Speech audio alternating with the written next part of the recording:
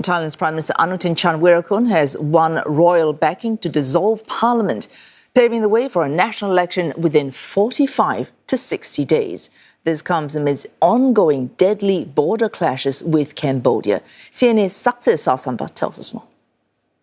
It was not a matter of if, but rather when Thailand's parliament was going to be dissolved to pave the way for new elections. However, the timing still caught many by surprise. Prime Minister Anutin Charnvirakul has submitted the decree to the King for approval on Thursday evening, moving ahead before the opposition could file a no-confidence vote against his minority government.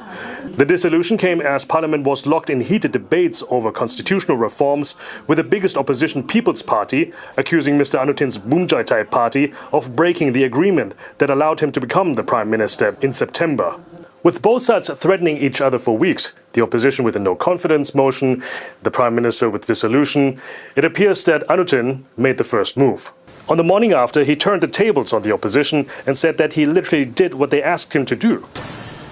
ก็ท่านให้ผมมาเป็นนายกแล้วท่านบอกท่านไม่สนับสนุนผมแล้วท่านขอให้ผมยุบสภาผมก็ทำตามท่านก็เป็นไปตามมารยาท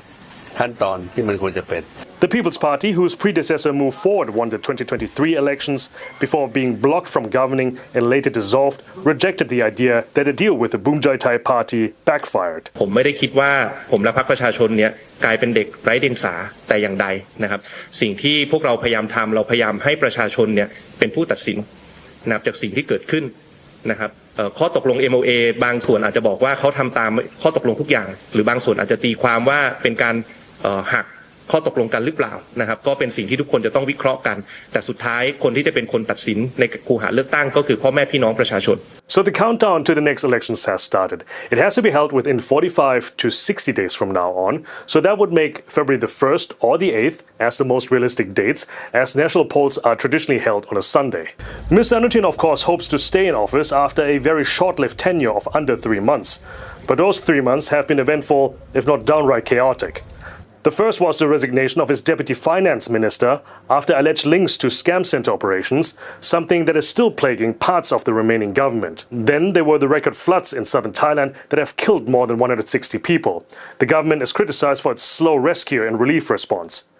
And then there's the ongoing border conflict with Cambodia, now in its 5th day, with both sides still unrelenting in their fighting, as well as the accusations for the other side. Despite the government now being in a caretaker function, Thailand's military actions are unaffected by the parliament dissolution.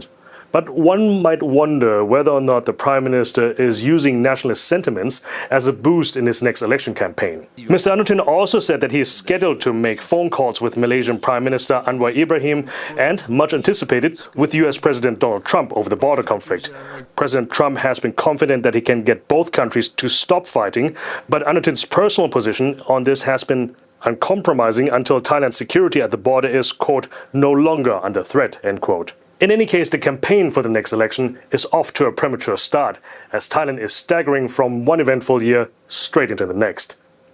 Saksith, Saiyasombut, CNA, Bangkok.